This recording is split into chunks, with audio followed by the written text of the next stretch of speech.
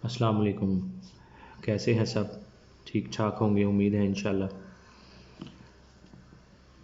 आज की बात कुछ इस तरह से है कि हमें अपनी रोज़मर्रा ज़िंदगी में दूसरे लोगों को भी अहमियत देनी चाहिए, उनके फ़ैसलों की भी कदर करनी चाहिए और अपनी हर बात किसी पे थोपनी नहीं चाहिए।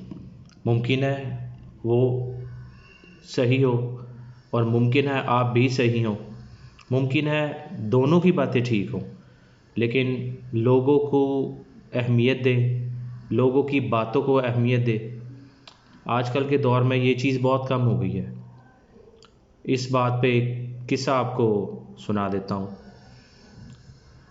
किसी मुल्क के बाशिंदों ने कभी हाथी नहीं देखा था, वहाँ पे हाथी नहीं थे, तो वहाँ पर हाथी को लाया गया और एक जगह पे रखा गया।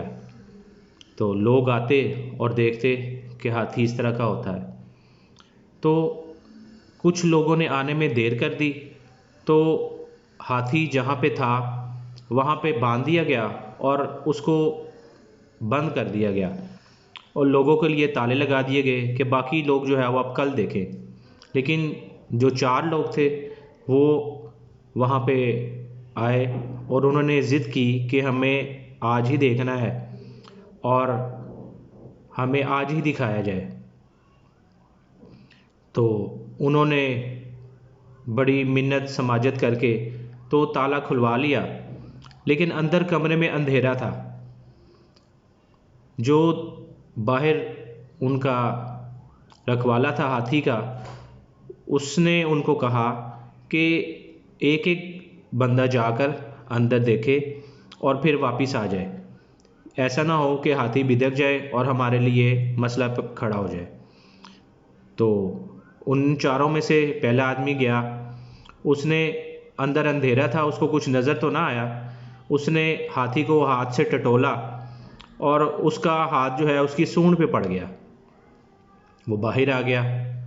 और इसी तरह फिर दूसरा आदमी गया, तो उसने भी इसी तरह हाथी को टटोला, क्योंकि अंधेरा था, नज़र किसी को नहीं आ रहा था, तो उसका हाथ उसके कान पे पड़ गया, तो वो बाहर आ गया।